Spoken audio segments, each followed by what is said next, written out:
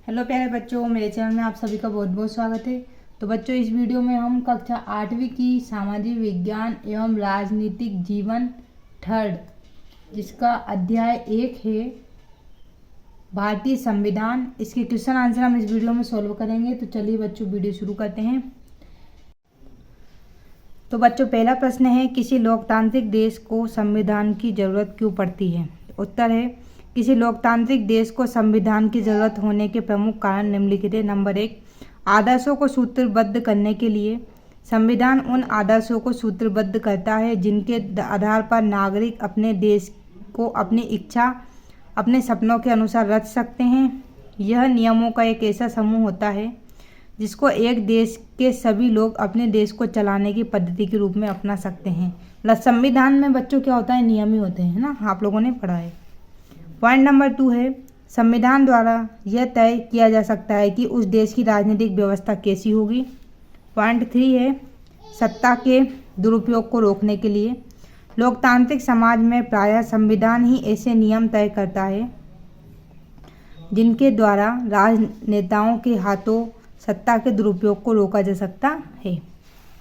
Number 4, बहुमत की निरंकुशता पर प्रतिबंध लगाने के लिए।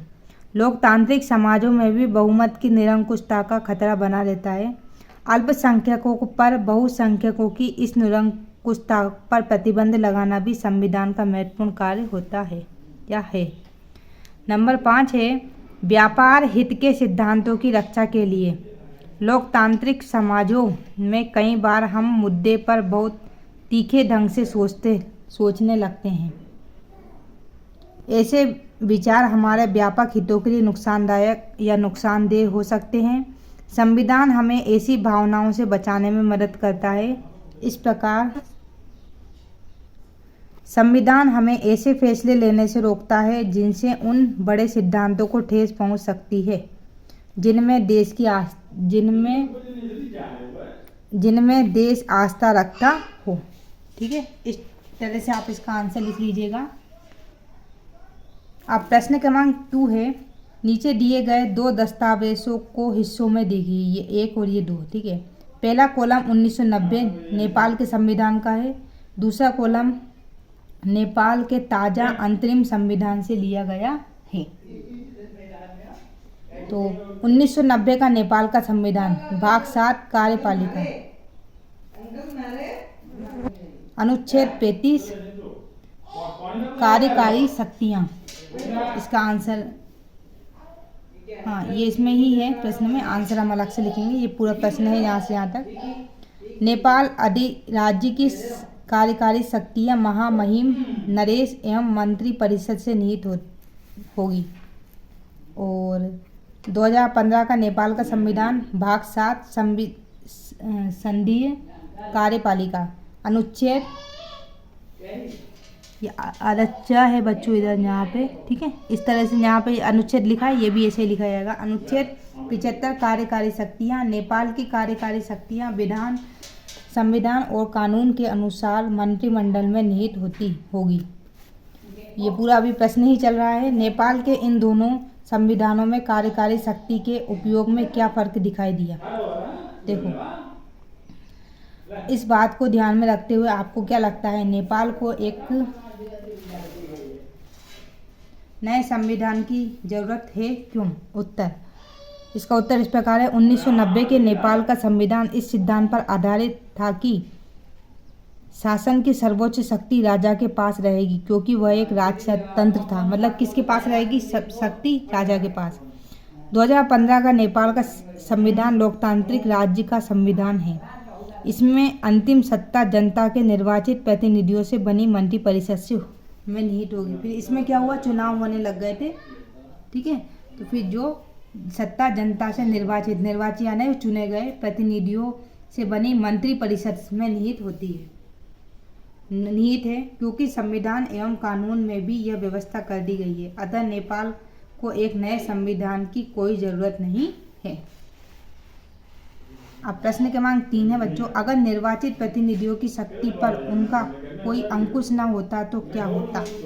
ये आप चाहें तो अंकुश इधर लिख सकते हैं, इसको कट करके। ठीक है, उत्तर है, अगर निर्वाचित प्रतिनिधियों की शक्तियों पर कोई अंकुश न होता तो वे सत्ता का दुरुपयोग करके, मतलब जैसे कि जो निर्वाचित प्रतिनिधि है उन पे भी नियम बनाए गए हैं, अगर उन पर अंकुश ना होता तो वे सत्ता का दुरुपयोग करके अन्यायपूर्ण निर्णय लेते। फिर उसका वो, जैसे मान लो कोई राजा बन गया आदमी, तो वो उसका गलत यूज भी कर सकता है। तो राजा पे भी नियम है कि राजा ऐसा नहीं कर सकता, ऐसा कर सकता, इस टाइप से, ठीक है। तो वह अन्यायपूर्ण नियम निर्णय लेते जिससे देश में अराजकता और हिंसा के फैलने की आशंका बनी थी। हिंसा यानी होता है बच्चों खून खराब, ठीक है। जनप्रतिनिधि जनमत की उपेक्षा, ये उपेक्षा है, ठीक है, ऊ है ये उपेक्षा, इधर मैं लिख के बता देती हूँ इसको, उपेक्षा, ठीक है, करके अपने फैसलों को जबरन देश की जनता पर थोपते, ठीक है। इस जबरन इधर इस तरह से लिख सकते हैं आप। अब प्रश्न क्रमांक 4 है बच्चों, निम्नलिखित स्थितियों में अल्पसंख्यक कौन है? इन स्थितियों में अल्पसंख्यकों के विचार का सम्मान करना महत्वपूर्ण क्यों महत्वपूर्ण है? इसका एक एक कारण बताइए। नंबर 1, एक स्कूल में 30 शिक्षक है और इनमें से 20 पुरुष हैं, बताना है इनमें अल्पसंख्यक कौन है, ठीक है। ख है, एक शहर में 5% लोग बौद्ध धर्म को मानते हैं। और ग है, एक कारखाने के भोजनालय में, ये ल है बच्चों, ठीक है, भोजनालय में 80% कर्मचारी शाकाहारी हैं। और ग है, 50 विद्यार्थियों की कक्षा में 40 विद्यार्थी संपन्न परिवारों से हैं। तो आपको बताना है इनमें से अल्पसंख्यक कौन से हैं। अब का के उत्तर में क्या लिखोगे? पहले ऐसे लिखना बच्चों, यह क वाला लिख देना प्रश्न, फिर इसका उत्तर लिखना। तो का उत्तर है, इस स्थिति में महिला शिक्षक अल्पसंख्यक है। अल्पसंख्यक यानी अल्प यानी कम, संख्यक यानी संख्या, ठीक है। अल्पसंख्यक महिला शिक्षकों के विचारों का सम्मान करना इसलिए आवश्यक है ताकि बहुमत की निरंकुशता से अल्पसंख्यक को नुकसान न हो। ख, इस स्थिति में बौद्ध धर्मावलंबी अल्पसंख्यक है।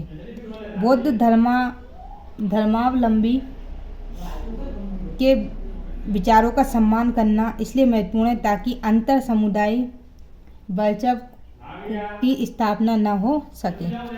अब ग में लिखेंगे हम, इस स्थिति में मांसाहारी कर्मचारी अल्पसंख्यक है। इस स्थिति में मांसाहारी कर्मचारी अल्पसंख्यक के विचारों का सम्मान करना इसलिए महत्वपूर्ण है क्योंकि प्रत्येक व्यक्ति अपनी पसंद का भोजन करने का अधिकार रखता है, ठीक है। घ, इस स्थिति में 10 विद्यार्थियों जो संपन्न परिवारों से नहीं है अल्पसंख्यक है। इस स्थिति में विपन्न परिवारों के बच्चों के विचारों का सम्मान करना इसलिए आवश्यक है ताकि उन्हें गरीबी के कारण किसी तरह का भेदभाव का सामना न करना पड़े। उन्हें ऐसा ना लगे कि हमारे साथ में भेदभाव हो रहा है, उनमें किसी तरह की हीन भावना का जन्म ना हो, ठीक है। अब बच्चों हम प्रश्न क्रमांक 5 पर आते हैं। नीचे दिए गए बाएं कॉलम में, ये जो बायां कॉलम है, भारतीय संविधान के मुख्य आयामों की सूची दी गई है। दूसरे कॉलम में प्रत्येक आयाम के सामने 2 वाक्य लिखना है। अब इसमें तो बन नहीं पाएंगे बच्चों, कॉलम छोटा दिया गया है, तो हम अलग से लिख के बता देंगे। और आपकी राय से यह आयाम क्यों महत्वपूर्ण है, यहाँ पे आ जाएगा और इस आ को काट देते हैं, ठीक है। आपकी राय से यह आयाम क्यों महत्वपूर्ण है। आयाम क्या क्या दिए गए हैं? संविधान, संघवाद, नंबर 2 शक्तियों का बंटवारा, नंबर 3 मौलिक अधिकार और नंबर 4 संसदीय शासन पद्धति, ठीक है। चलो इनके बारे में किस तरह से लिखेंगे। संघवाद नंबर 1, संघवाद में राष्ट्रीय स्तर के फैसले केंद्र सरकार लेती है और प्रांतीय स्तर के फैसले प्रांत सरकार लेती है। प्रांत सरकार यानी बच्चों राज्य की सरकार, ठीक है। पंचायती राज व्यवस्था शासन का तीसरा स्तर है। इसका दूसरा पॉइंट है, कार्य क्षेत्र की स्पष्टता के लिए भारतीय संविधान में 3 सूचियों के द्वारा यह स्पष्ट किया गया है कि कौन से स्तर की सरकार किन मुद्दों पर कानून बना सकती है ताकि केंद्र राज्य विवाद पैदा ना हो। ताकि क्या होगा, केंद्र में जैसे राज्य की अगर कोई समस्या है तो वो केंद्र में जाके वहाँ पे विवाद ना हो उस चीज़ का। केंद्र, हमारा देश का केंद्र कहाँ पे है? दिल्ली में है ना। अब दूसरा नंबर का है शक्तियों का बंटवारा। सत्ता के दुरुपयोग को रोकने के लिए शक्तियों का बंटवारा 3 अंगों में है। कौन कौन से हैं? कार्यपालिका, व्यवस्थापालिका और न्यायपालिका में किया गया है। नंबर 2, शक्तियों के बंटवारे के आधार पर प्रत्येक अंग दूसरे अंग पर अंकुश रख सकता है और इस तरह तीनों अंगों के बीच सत्ता का संतुलन बना रहता है। अब तीसरा नंबर है मौलिक अधिकार। संविधान द्वारा नागरिकों को प्रदत्त यानी कि प्रदान किए गए, ठीक है, मौलिक अधिकार देश के सभी, ये इसको इस तरह से लिखा है बच्चों, ये प्रदत्त, ठीक है, ये समझ में ना आए तो ये लिख लेना। संविधान द्वारा नागरिकों को प्रदत्त मौलिक अधिकार देश के सभी नागरिकों को राज्य की सत्ता के मनमाने एवं निरंकुश इस्तेमाल से बचाते हैं। ये ला आ जाएगा इधर, इस्तेमाल से बचाते हैं। प्रत्येक नागरिक इस स्थिति में है कि वह अपने अधिकारों की रक्षा के लिए न्यायालय में पहल कर सकता है। 4 नंबर पे संसदीय शासन पद्धति। नंबर 1, विधायिका के सभी स्तरों के प्रतिनिधियों का चुनाव लोग स्वयं करते हैं। नंबर 2, ये प्रतिनिधि कार्यपालिका का गठन करते हैं जो प्रत्यक्ष विधायक के प्रति एवं अंततः जनता के प्रति उत्तरदायी होता है, ठीक है। अब प्रश्न क्रमांक ग है, उन भारतीय राज्यों के नाम लिखिए जिनकी सीमाएं निम्नलिखित पड़ोसी देश से मिलती है। इसमें से आपको बताना है बंगाल, भूटान, नेपाल, ठीक है। तो भूटान से मतलब कौन कौन से राज्य लगे हुए हैं हमारे देश के? बांग्लादेश के, भूटान से और नेपाल से। कौन कौन से राज्य लगे हुए हैं, ये सीमाएं मिलती हैं। तो बांग्लादेश से सीमा से लगने वाले राज्य कौन कौन से हैं? पश्चिम बंगाल है, असम है, मेघालय है, त्रिपुरा है, मिजोरम। मिजोरम समझ में ना आए तो इधर लिख देते हैं मिजोरम, ठीक है बच्चों। ये मेरे स्टूडेंट की बुक है, इसलिए आप ऐसा मत बोलना कि इसमें इतनी मिस्टेक है, क्योंकि छोटे बच्चे हैं वो लोग भी मिस्टेक कर देते हैं। बाकी मैं पढ़ाते टाइम पे आप लोगों को सुधरवाती जा रही हूँ। ख है, भूटान से सीमा लगने वाले राज्य। पश्चिम बंगाल भी लगा हुआ है, सिक्किम, असम, अरुणाचल प्रदेश। अरुणाचल प्रदेश, ये मिस्टेक है इसमें, इसको ऐसा लिखेंगे अरुणाचल प्रदेश, ठीक है। अब नेपाल से कौन कौन से लगे हुए हैं? नेपाल से सीमा लगने वाले राज्य हैं उत्तराखंड, बिहार, पश्चिम बंगाल, सिक्किम और उत्तर प्रदेश। तो बच्चों ये चैप्टर यहीं होता है समाप्त। उम्मीद करती हूँ मैं आपको मेरी वीडियो पसंद आई होगी। वीडियो थोड़ी सी भी अच्छी लगे तो लाइक जरूर करना। चैनल पर नए हैं तो प्लीज़ चैनल को सब्सक्राइब करना नहीं भूलना। मिलते हैं बच्चों नेक्स्ट चैप्टर में, तब तक के लिए धन्यवाद।